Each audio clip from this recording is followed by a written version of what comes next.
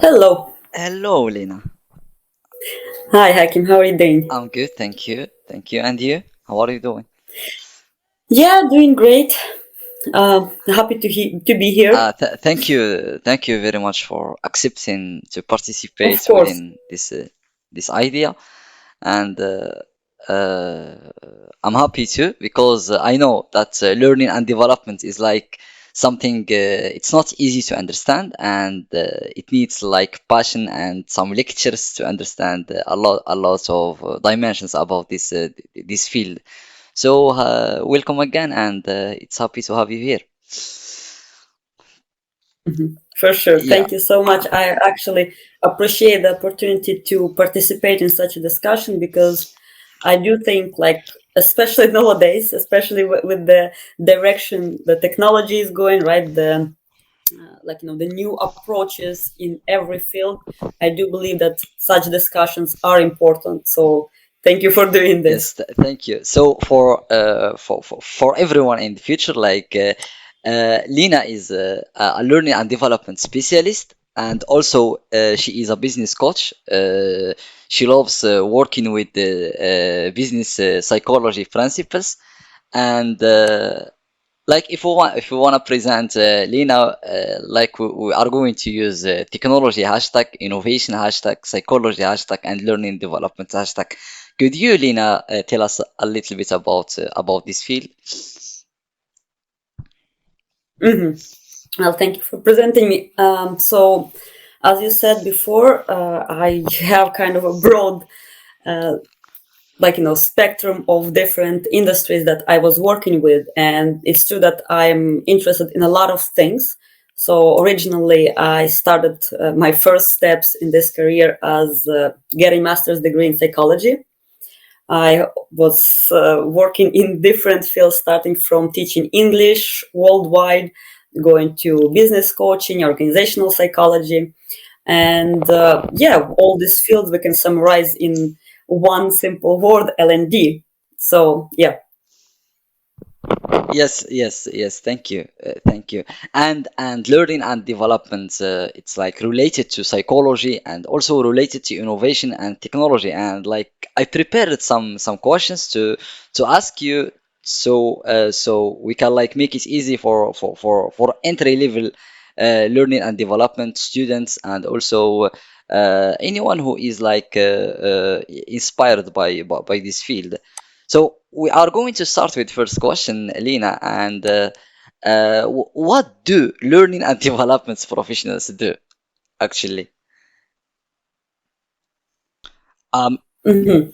So thank you for this question. I think it's important to start with the just basics, to lay down some fundamental grounds here to for us to understand what we're actually talking about. Because as you said very correctly, L&D is really broad field. It's not just organizational psychology, right? It's not just a field where we're focusing on uh, specialists who will go to organizations and work on developing new skills for organizations employees, but it also can be implemented in the higher education field and etc. But if we go, for example, to if we go online and search for definitions of what is actually learning and development, we will find, of course, different definition with different accents of particular industry. But if we summarize everything, I think it's very important to approach this question from the perspective that we use in dealing with any kind of the body of scientific knowledge. So we always have input, process, and output, right? mhm. So input is what we're actually feeding. Process is how do we do that, and output, what is the desired outcome, right? What is going to define the success here? What is for us success? So when we talk about learning and development specialists, they're basically responsible for creating, implementing, and monitoring educational programs within the organization. So here we have our three key principles, right? So for good input, how do I make sure that what are we teaching, right? What we're working on will be successful. So we are creating the primary goal is to facilitate the professional growth, right, and skills development for the employees. So the first thing that they will be focusing on is to identify this training needs. That's the input. We need to know exactly where do we want to take the skills, what is going to be for us a successful employee journey in terms of education and skill development. The second thing, of course, is designing educational material, conducting workshops or training session. So this is our process, how we're going to be doing that. Mm-hmm. And the third part is the outcome. So the learning and development specialist will be focusing on evaluating the effectiveness of these programs. Mm-hmm. So the first thing that probably a young specialist going to organization will be doing is to first identifying what is the need and seeing where do we want to see those employees in terms of their development. And then, of course, designing the material, conducting the training sessions. And of course, we can't just create the training, right, and hope that the employees will, after that, either start developing some new skills. We need to have some measurements. We need to have the understanding of how effective our training was. So if we talk about what the specialists in this field will be doing, basically we can drop them to these 3 points. Yes. So if I want to make it like a reformulation of what you see, so when we talk about learning and development, the activity of learning and development, we have 3 actions. We have the input action, the process action, and the output action. The mm-hmm. input action is based on the identification of needs, of training needs, and to discover what should we design so employees can learn and can grow. The processing is like designing the educational materials and training materials, content, activities, etc.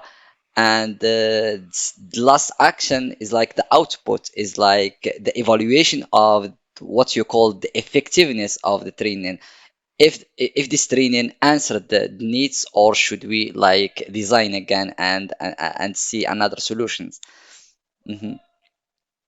Yeah, absolutely. Yeah. That's why I said it's really just the approach in every body of scientific knowledge, that whether it's a psychology, all the way to making a cup of coffee, right? When you go to a coffee shop mm-hmm. and you would see the baristas and you would think probably, oh, what is so special about this job? What kind of skills do I need? But all of them, they're following these 3 steps. It's just that in different fields, they will be answering different actions. Yes. So yeah, you could summarize it like that. Yes, thank you.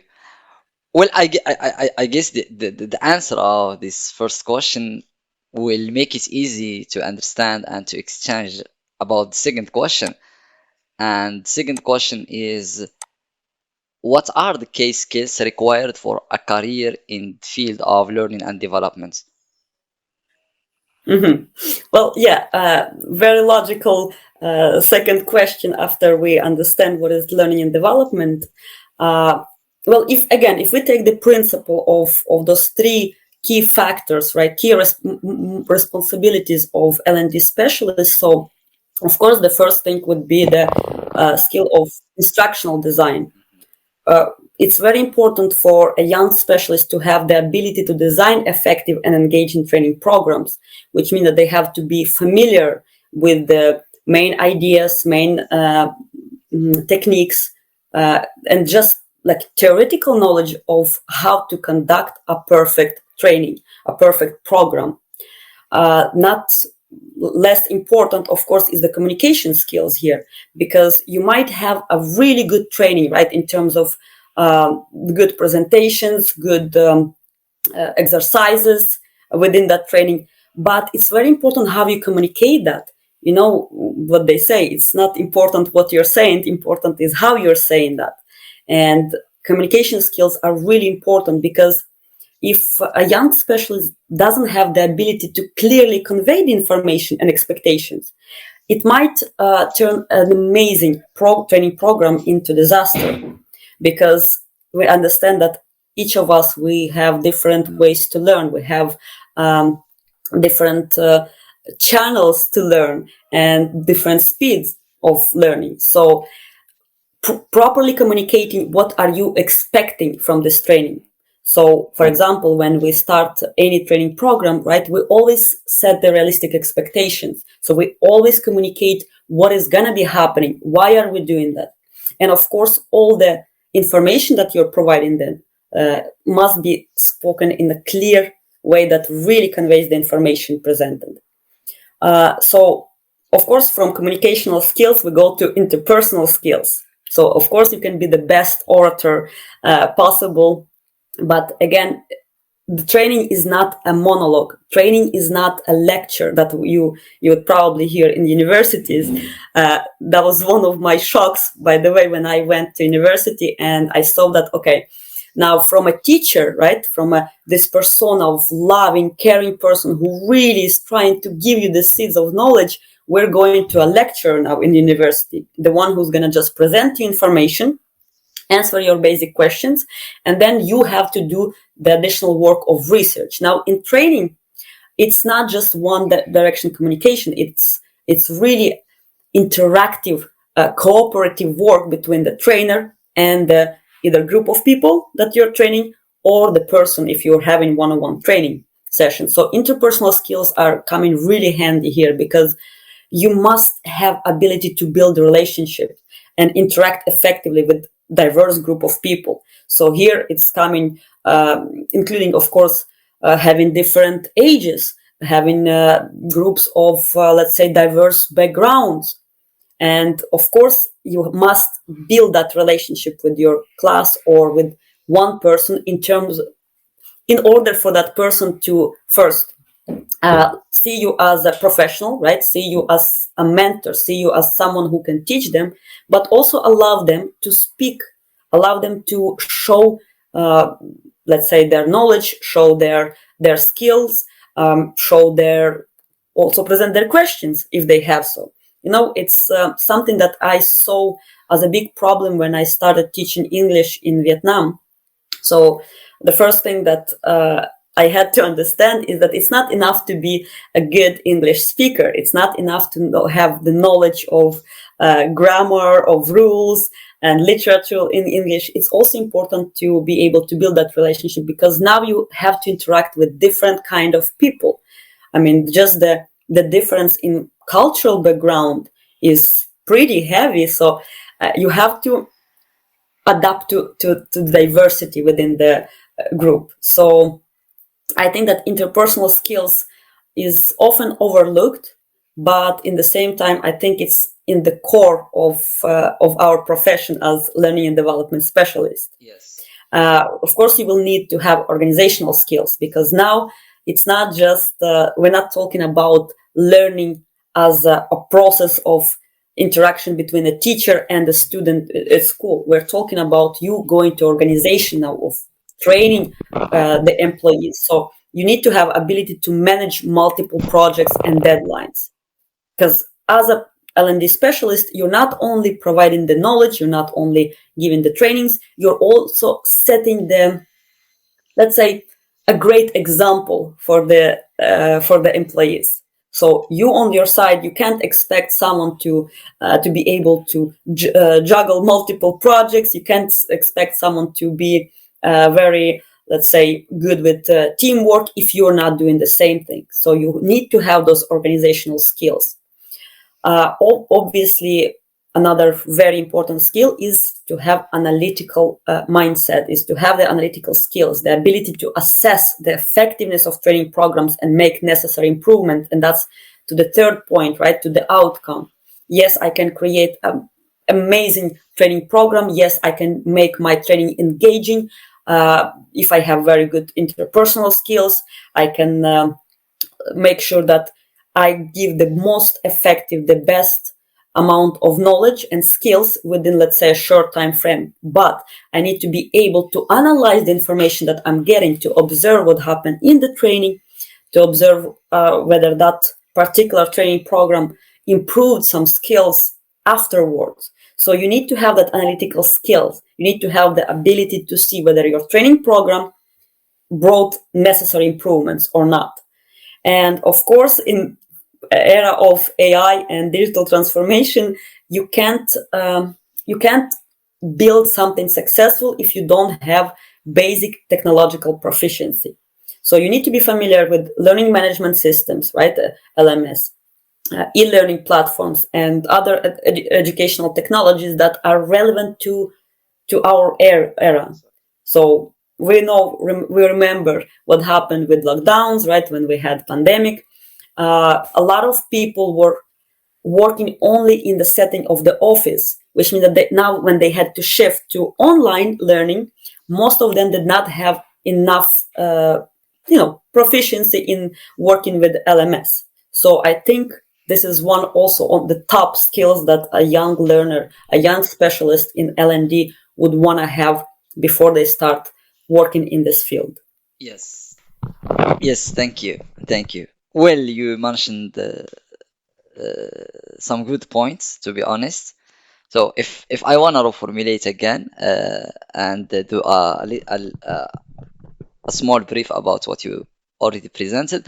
So the most key like skills required for a learning development specialist, we can start with the technical things like instructional design, and secondly communication, interpersonal communication, and also the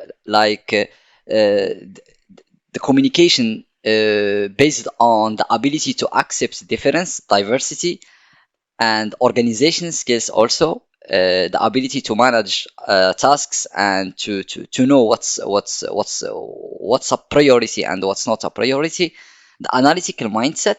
And if you can like Lena, explain more what do we mean really by having an analytical mindset? Mm-hmm. Yeah.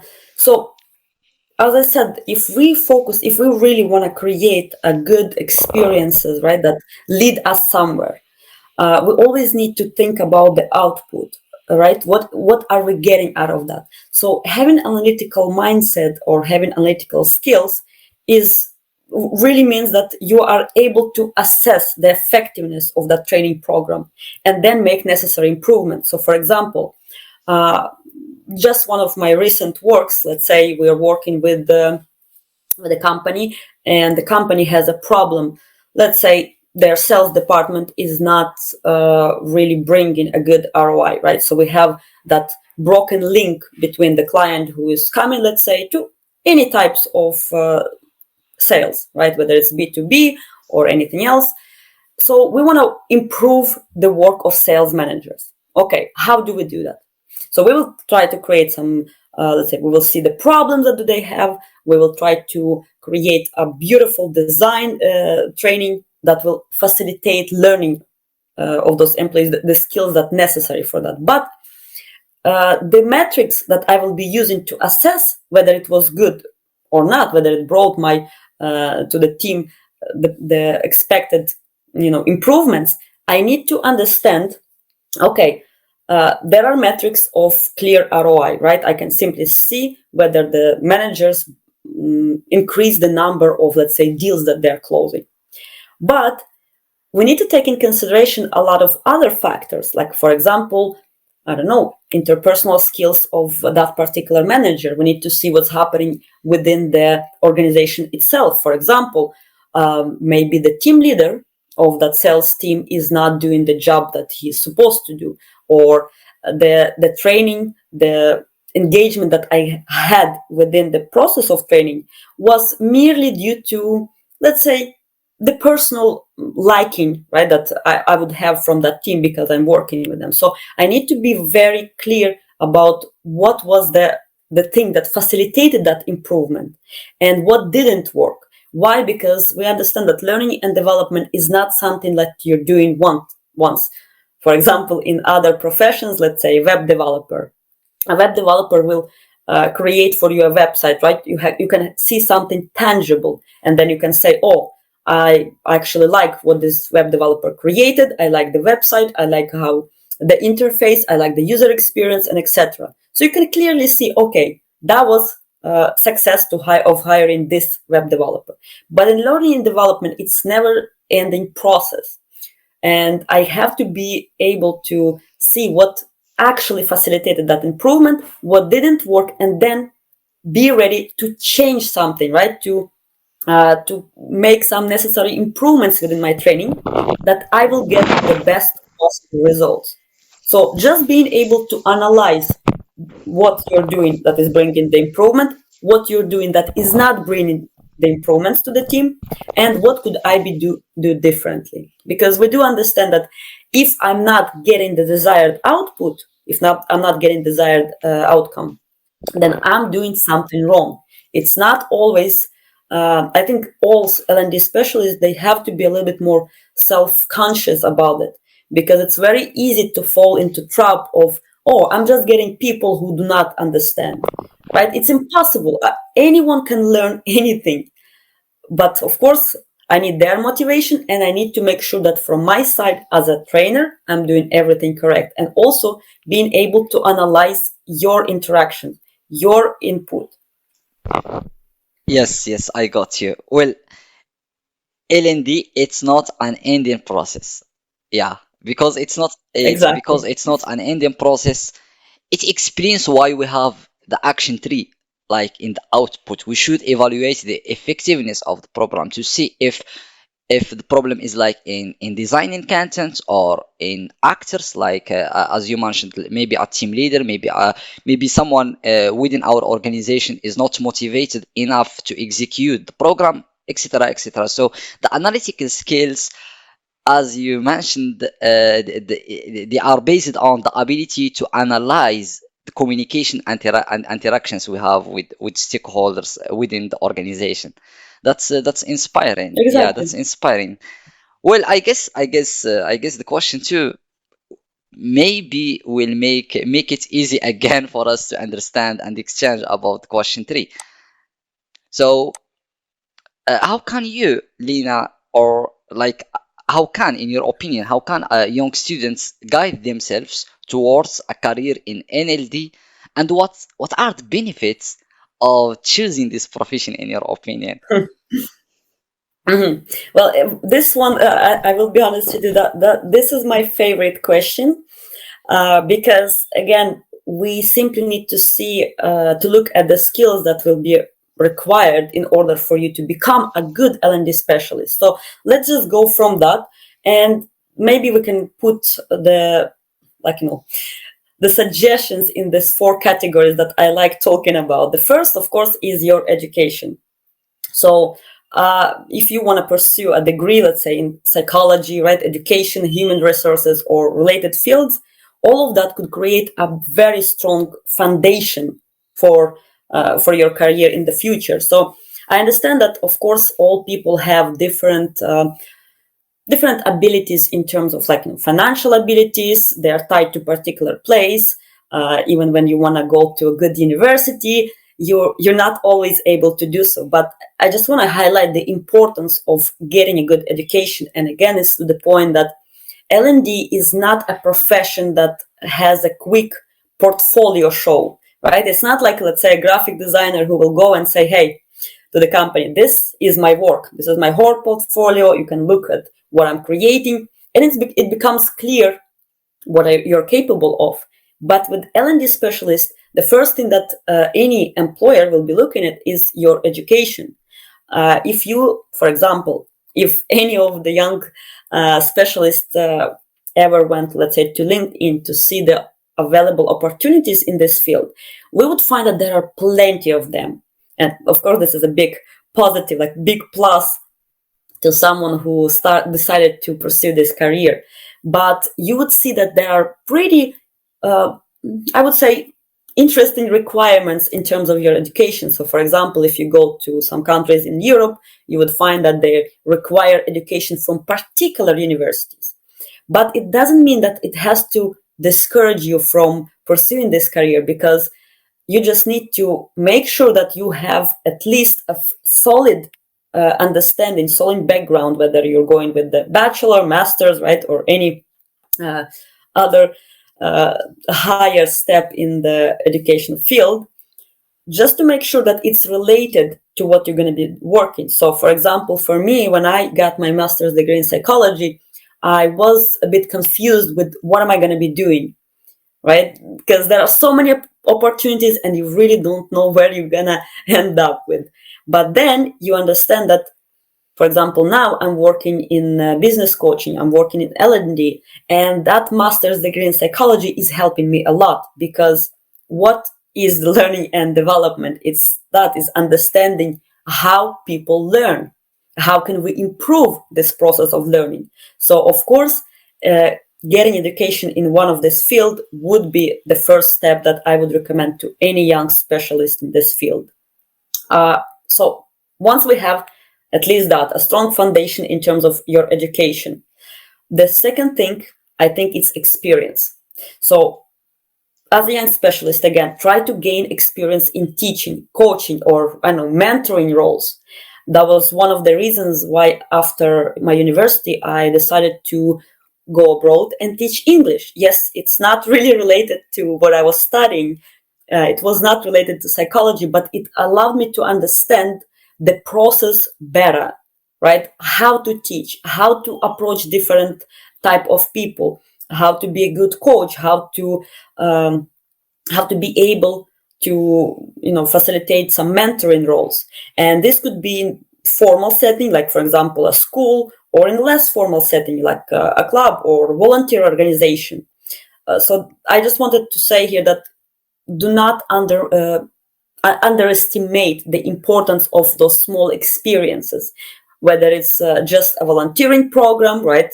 I know that a lot of young people nowadays are going to different countries in Asia, Africa, Middle East, and etc., just to gain that experience in teaching, even if you're not gaining any financial reward, but still do that. Trust me, that experience will pay off way faster than you can imagine. So be open to the world, go there and get those experiences in teaching, coaching, or mentoring. The third thing that I would mention here is the network. I mean, especially in the world that is so interconnected right now, you need to have a network of people that you want to discuss these things. It's the same. Why do, let's say, designers, fashion designers, go to circles of designers, go to circles of high fashion? Because you need to be constantly, let's say, boiling in that soup before you can understand everything better. You can't know everything. And by being in the circles, you can gain experience in teaching. You can connect with professionals in the field through networking events. You can participate in online forums and social media. I mean, just the same thing we're doing right now. You can find a lot of good webinars that are free, that do not require you to pay some fee, do not require you to go to some distant country. You can do that online. So this can provide a valuable insights for potential job opportunities, because as a specialist, you would see what is possible. You would get some interesting news from different fields, from people with different backgrounds, but try to really create that good network for yourself. Don't be afraid of going and joining the webinars. Don't be afraid to go for some network events, online forums, and of course, social media.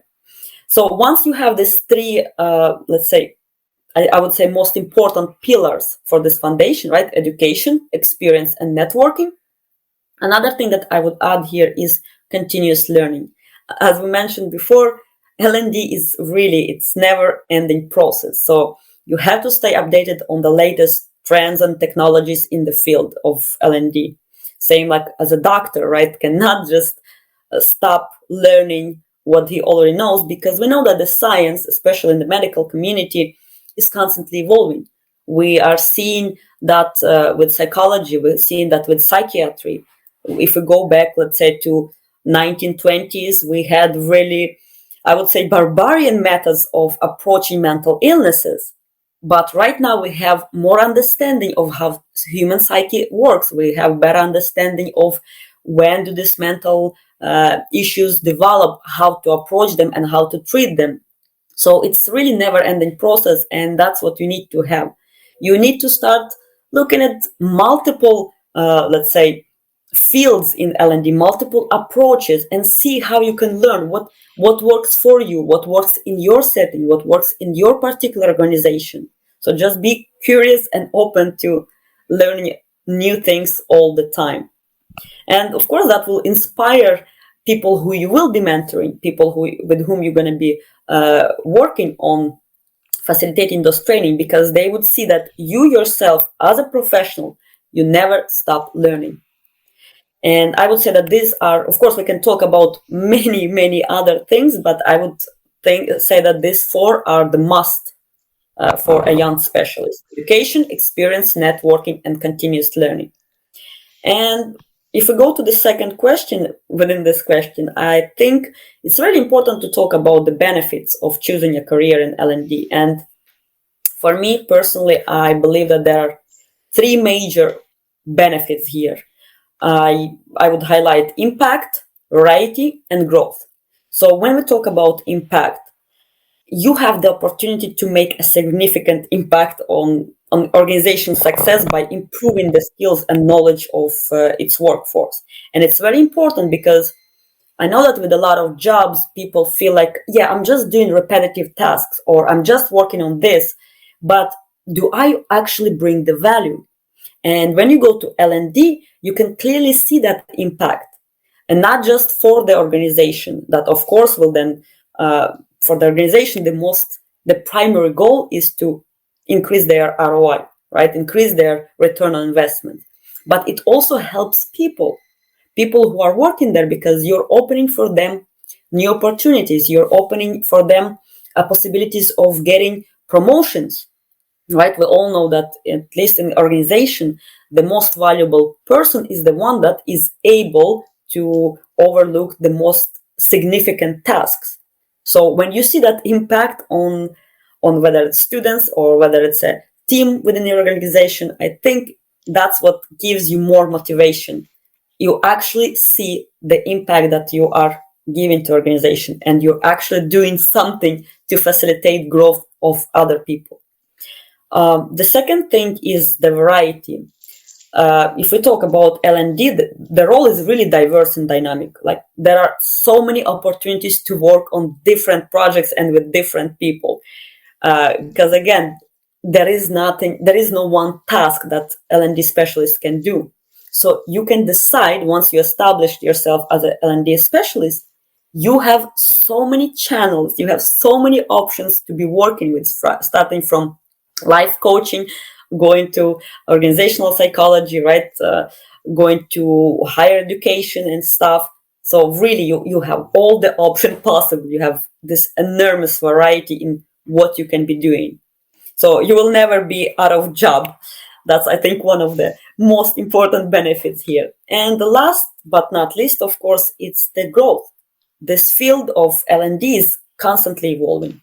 I mean, if we look at this field, let's say 5 years ago, at this point, we're gonna just be shocked of how much progress, how much growth was there. And it offers opportunities for continuous learning and professional growth.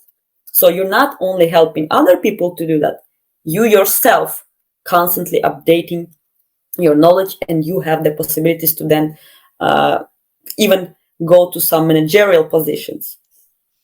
So I would say that in terms of benefits, these three: impact, variety, and growth, I see as the most valuable and most interesting for me. Hmm. Yes, I got you. Well, thank you for that, because impact and variety and growth, these three is like something great to have, like in your life experience, in your life motivation, in your life, like when you are looking for sense to yourself, it's good to try impact, to try variety, and to be dynamic, and also to understand what is being like in this growth philosophy. And I wanna like reformulate what you mentioned, because it's a lot of ideas. So the first thing, it's about education, and second thing, it's like having the experience, and the ability to have network and to develop a network, and as you see, the continuous learning, to look for new approach and to try to understand what's new in learning and development approaches. And for the for the benefits, you mentioned impact and variety and growth. And also I wanna like return to the second question as you did, and refresh the idea that if we wanna be a learning and development specialist, we have to develop skills in instructional design, in communication, having an analytical mindset, and being able to organize, and also to have this technology ability, or to be able to use technology. So it's like everything is linked in learning and development. That's why it's not an ending process, because as you see, it's always like open to everything new, and especially the future. And here is the question four, because the question four may make it easy for us again to understand this. So the question is like, what is the projected future for the learning and development profession in the upcoming years, in your opinion and Mhm. based on your experiences? Well, I think that first of all, that the future of L&D is really promising, as I see now organizations increasingly recognize the importance of employee development, which wasn't the case, for example, when I was studying in the university. I remember those years when a lot of people around me would ask, "So yeah, but you're studying this, but what are you gonna do? What, you're gonna go to school to be as a teacher?" So that was like a cliche of what are the possibilities for organizational psychologists, what are the possibilities for L&D. And now I see the completely different picture. I see more and more people interested in this field. Why? Because finally organizations themselves are really, focusing on that. They understood that it's not just, let's say, a product that I'm selling. It's not just, let's say, experiences that I'm creating. So your product or your experiences or service, it's, yeah, of course they must be on the, like, very high level in terms of quality, but it's also important how your people work, because you can't have a successful company if your people quitting job, if your people do not develop new skills, because you're going to be just left behind. So finally we're seeing that learning and development is becoming really like one of the most important thing that employers are focusing on. And of course, now with all the technological advancement that will continue to shape the field, for sure, we understand that with technology we have right now, there is no stopping at this point. And once technological advancement continues to shape this field, we will see more virtual reality, artificial intelligence, data analytics playing really like large roles in training and assessment.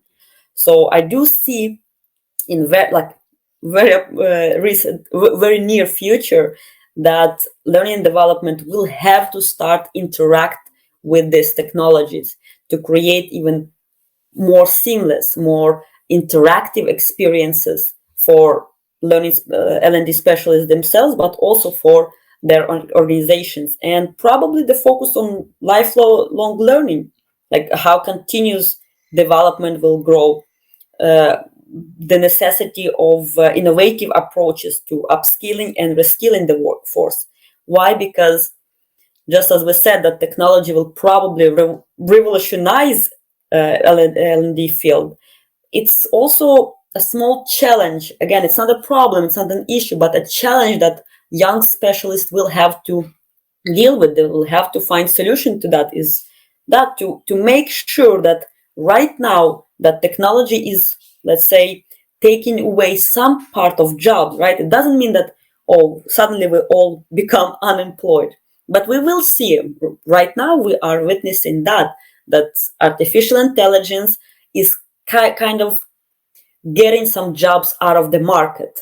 Tasks that are repetitive, right? Tasks that require a lot of technical skills. So for L&D, where I see the future is in that, is helping workforce to reskill, because on the place of the last job to AI, I'm pretty sure we will have variety of more broad variety of different jobs role that people will have to consider. So a big focus on reskilling, I would believe that is going to be next big trend in L&D. And right now, I even see a lot of people from this field who are shifting from being organizational psychologists, right, to work in L&D, to become more of personal coach, life coach that helps with reskilling for the workforce.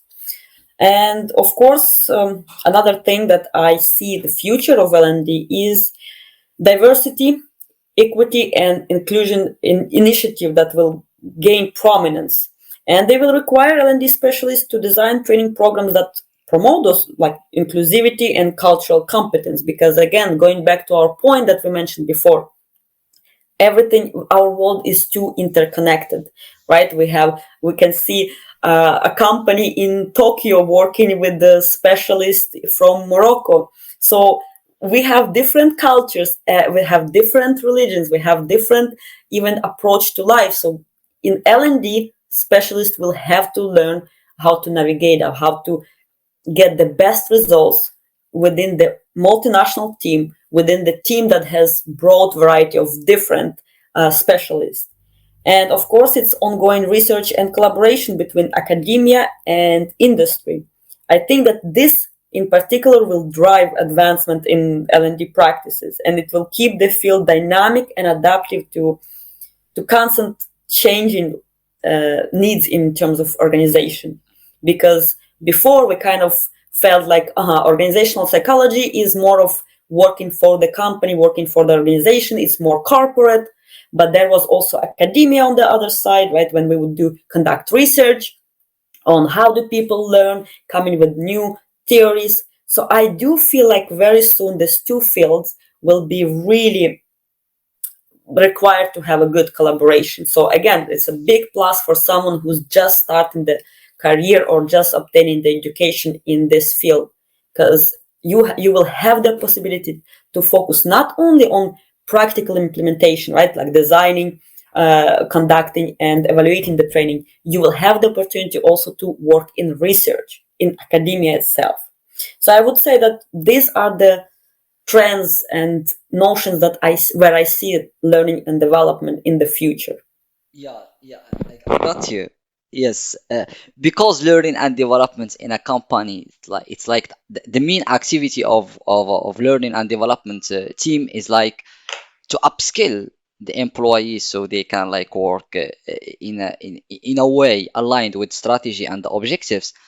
And because as you said, the upcoming years, they are like the years of technology, of the max of technology. So learning and development specialists should upskill and reskill, as you said, their skills, their personalities, etc., so they can know how to deal with technology, because technology, as you said, can impact negatively the technical skills, but the analytical skills, the analytical mindset will never be impacted by technology. Yeah, I actually like what you just mentioned, because I think now I want to add one more point here, because you just made me realize one of the things that I kind of researched earlier. It's true, as you said, that in terms of technology, like tech skills, there are a lot we're losing to AI. And I don't want it to sound negative or pessimistic, but it's just what we wanted to do with technology in the first place, right? We wanted the new technologies to take away that burden of repetitive task, right? Of, let's say, writing big code that require days and even weeks to be implemented. And of course, we can outsource this now to artificial intelligence. But as you said very correctly, there would still be new skills in terms of analytical skills, right? How do we not only measure, but also how we feel? And there is one more point I wanted to add, is the empathy. It's very important. We understand that machines cannot take that away from the training. They're not designed to do that. So we will still need a specialist that will be doing that, that will make sure that on empathic level, right, on the level of emotional connection, we are using these technologies to really gain the best possible outcome.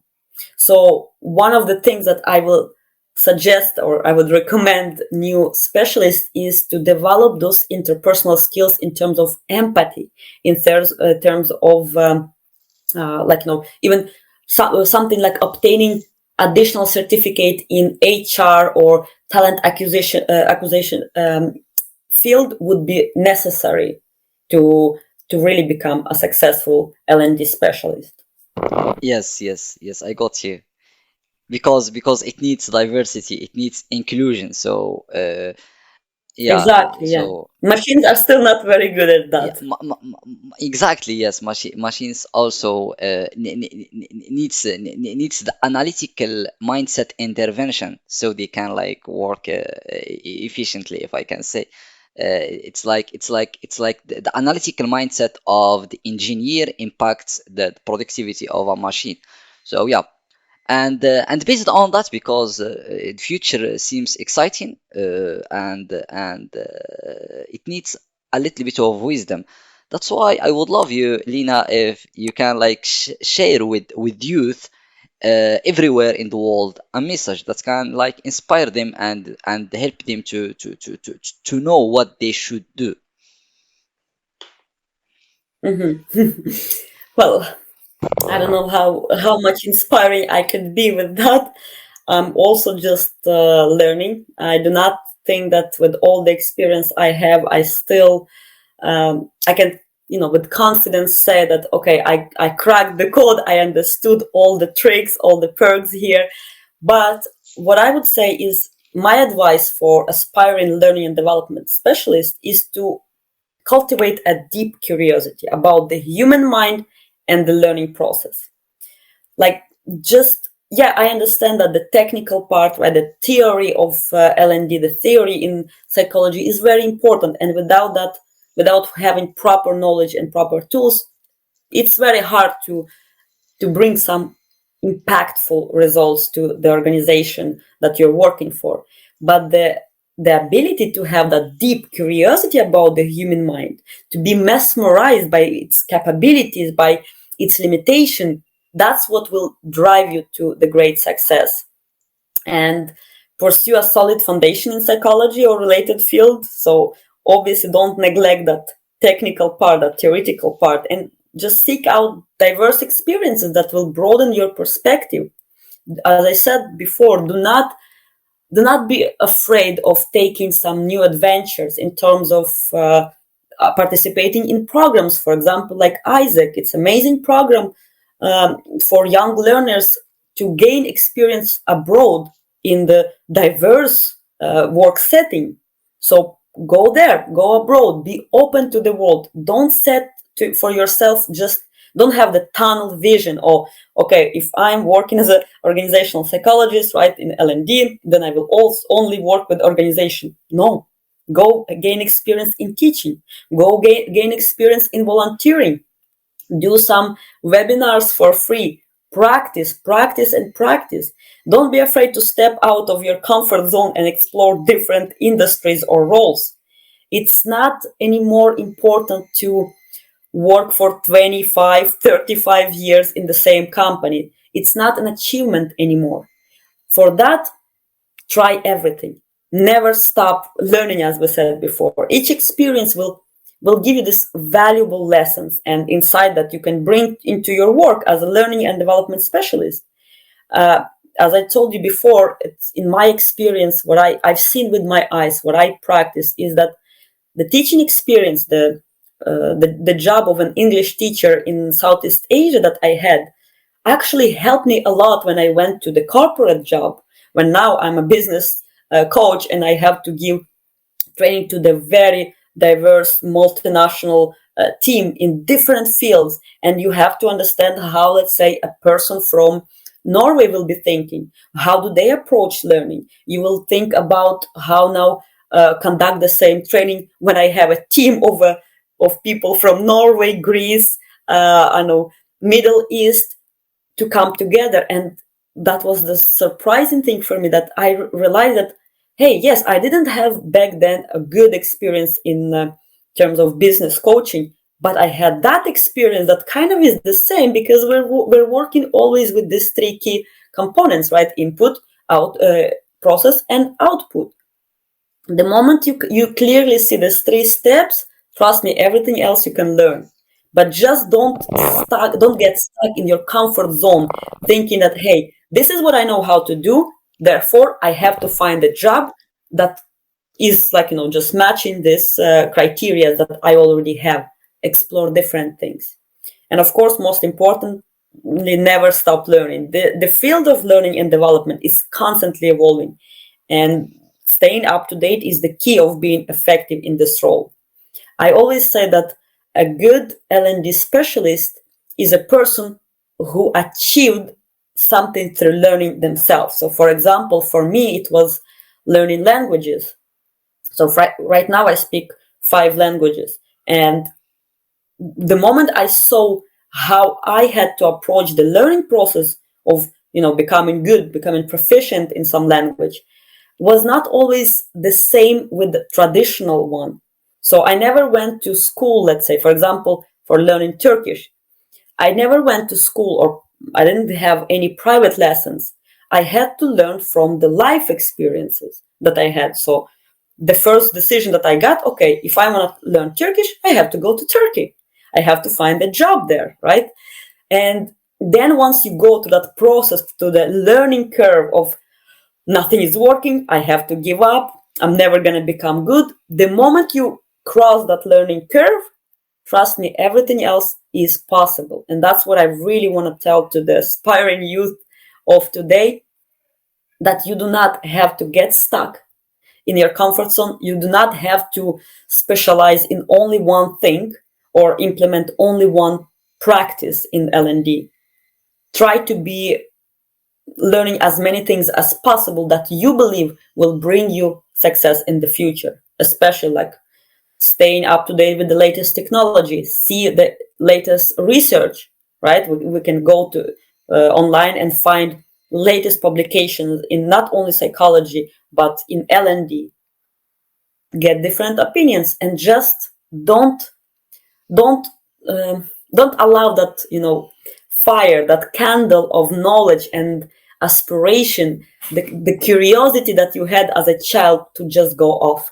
Constantly feed it. It's like with the fire, right? You can set the fire, amazing fire, but if you don't feed it, if you don't put more wood all the time, you will never be able to contain it. You will never be able to keep it consistent. So just don't be afraid of the world. Go there, find the right people, be open, and don't be afraid of mistakes, because this is the most important lesson I had to learn in my life. When I wanted to learn German at school, I think you would probably remember these times when we were kids, we would go to school and we had this always one angry teacher. And if the teacher is bad, regardless what lesson they're giving you, regardless of what subject they're teaching you, you're not going to get it. Why? Because my teacher was very strict, and every mistake you make, she would punish us. Now, nowadays it's not going to work, but they would punish us with the ruler. So she would slap it very harsh and we would get scared. And you know what? I was never able to improve my German.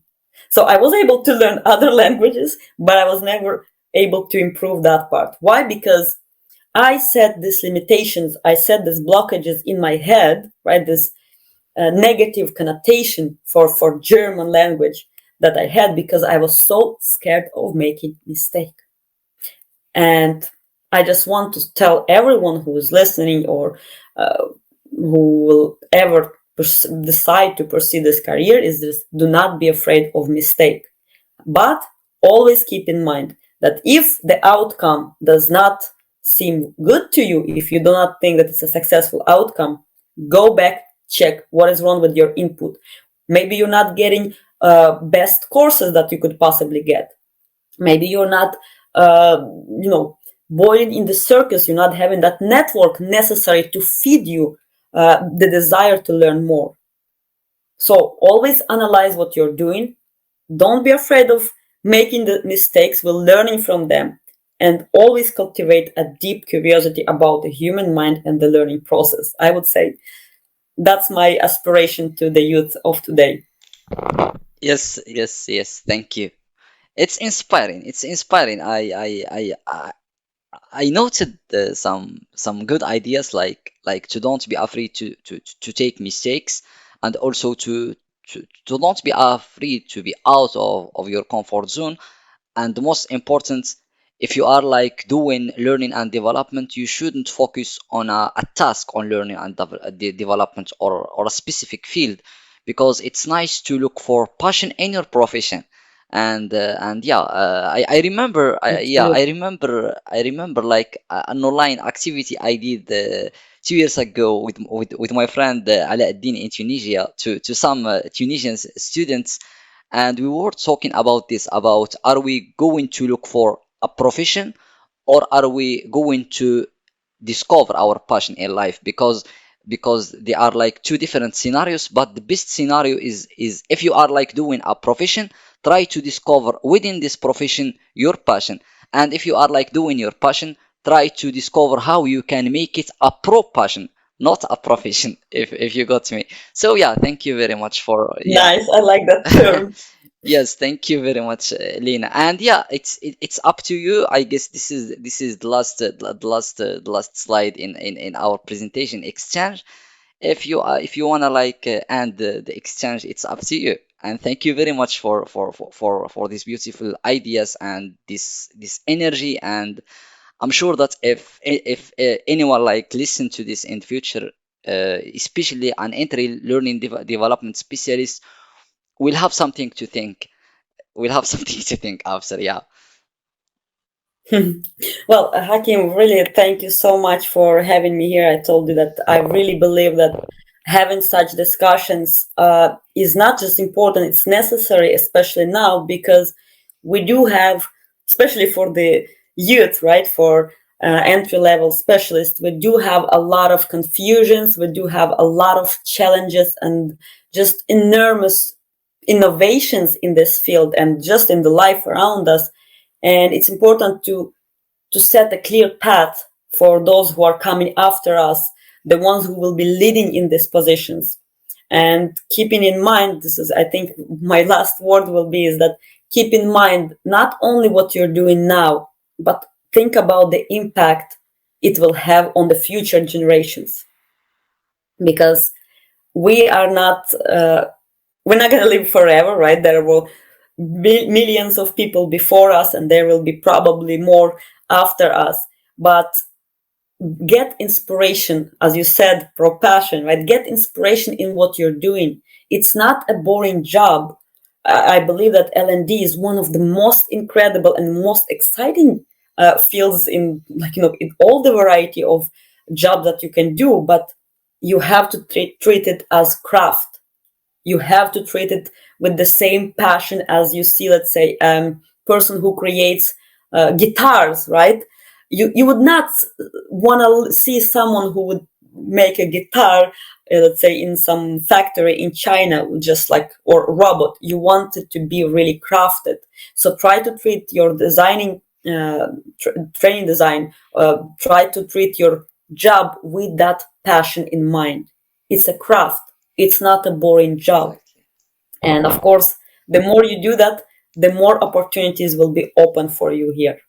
So yeah, Hakim, thank you so much for having me here. I really believe that this is a necessary conversation, and who knows, maybe in the future you will have some even more discussions that go deeply into discussion of how we can help now the youth, because we just discussed just the broad, the foundation of what makes a good L&D specialist. And I know that you have so much experience to share with them. So yeah, it was amazing experience, and it was great talking to you on this topic. Thank you. Thank you very much. So the last thing I'm going to say before closing our exchange with Lena is like try to craft your profession. And yeah, Exactly. try to craft your profession. And yeah, and we are going to craft also this change. And thank you very much, Lena. Thank you. and have a nice day. And yes, before, are you okay with sharing this in LinkedIn? Yeah, absolutely. Okay, okay, thank you. If it can help anyone, as I told you, for me, I really like the idea, and I think that you could develop this idea even to the next level, because one of the things that we were talking about actually is reskilling, is setting clear path for other people that are really lost now in choosing what they can do, Exactly. especially for psychologists. There is so much noise in that field. And I told you, anytime if I can help with anything, right, I'm ready to do that for free. Yes, thank you. Because I believe that I can learn within myself. I see that maybe people can learn with Hakim. So because I do that Absolutely. for myself free, because I don't wait from myself something.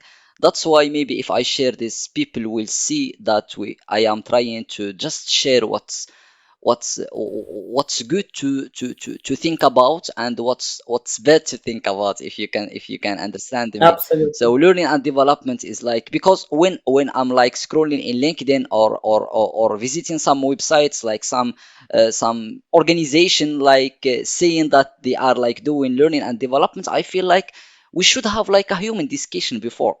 We should have a human discussion. Yeah. Absolutely.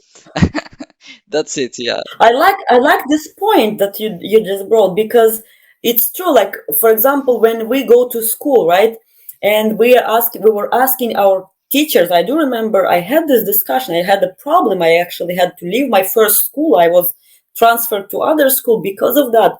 Because when you ask a teacher, why do we have to learn this, or why do we have to learn this in this way? I mean, nobody asked me, right? Nobody discussed it with me how this learning process is going to happen. So, especially with the technology that's coming now, I feel like, as you said, we have to kind of come to the ground and just discuss, wait, guys, what is happening? Where are we going from here, right? What is our end goal? How do we want to do that? To not repeat mistakes of previous generations, as I told you, especially the ones that had that in psychiatry, that when we just decided to treat patients with such inhumane tools. Maybe it's time for us to, as you said, to sit down, to take a moment and just talk about it, how we're gonna shape the future of L&D for the next generations. So yeah, I think it's a very important topic to have. Yes, exactly, exactly. And yeah, thank you very much, Lena. Thank Yeah, you for for that. sure. Yeah, Thank you. thank you, and have Bye a bye. nice day. Thank you, thank you. Thank you. Bye bye.